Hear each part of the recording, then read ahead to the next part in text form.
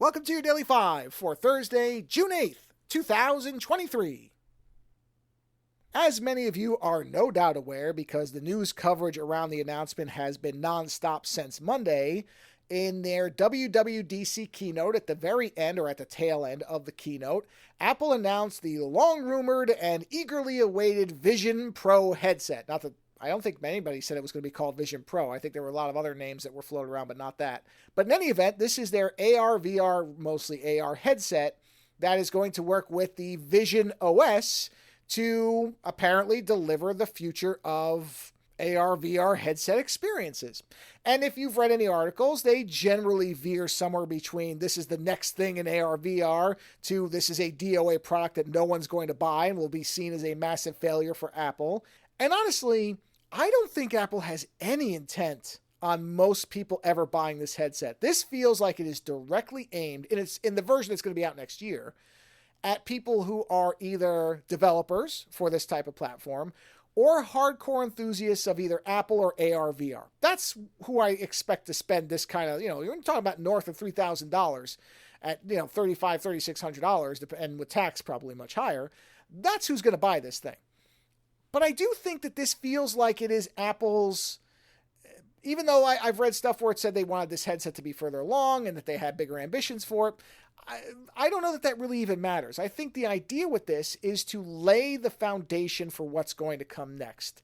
Because most people understand that an ordinary person is not going to wear something like this. They're simply not. Ordinary people will not get this stuff.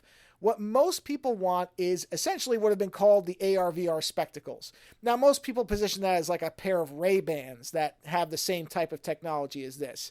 But it won't really be that. It will probably be something closer to like the Julbo mountaineering sunglasses. If you've never seen that, Julbo, Julbo, they make these sunglasses. You've probably seen some variation of them over the years in movies, television, different places, because they often get put in as kind of cool-looking sunglasses or different-looking sunglasses. There are rock bands where the front people would wear these in their live performances and in videos. I've always liked these sunglasses. I've just never actually gone and bought them. But essentially, they are round lens sunglasses that are made for mountaineering, for climbing mountains. And they have these flaps. Basically what the sunglasses do is, as minimally as possible, they seal in your eyes from outside light. Now, it's not a perfect seal, but it's an attempt to cut down on external light getting to your eye, to prevent things like snow blindness, that type of thing, and allow you to kind of focus on what you're doing. And that's where these types of headsets need to land for anybody outside of, again, hardcore enthusiasts to ever buy them. Most people are not going to strap a giant headset on. They're just not going to, because of the weight, because of the heat, because there is this.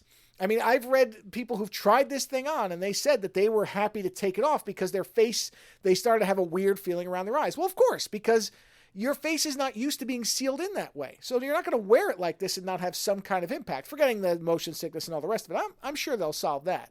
But what they have to get to is something like, again, these Julbo sunglasses, where you could wear them and maybe the battery would be built into the ear, the arms of the sunglasses, or, some way into the glasses and be wireless. And that's something that most people would spend a good amount of money on, because that would be kind of that's the most non-intrusive way to do something like this. And I think Apple is aware of that. I think they know they have to get closer to that than what this headset is to actually make this a successful consumer product. So this feels top to bottom, not like a DOA failure, because I think where it is aimed, it will be successful. Developers and the enthusiasts. Everyone else is going to be waiting. And I don't know if it's going to be Gen 2 or Gen 3, whatever it is, but I expect these glasses and headsets and everything to go through several iterations till we get somewhere closer to the idea of the AR, VR spectacles. And if they can get there, and there's no guarantee they can, this is something like self-driving cars where it's always 5 to 10 years away, and then there's some kind of huge barrier that even money and time can't seem to solve very well. But if anybody could do it, Apple is one of the companies you would bet on. So they may be able to crack that code. I don't know.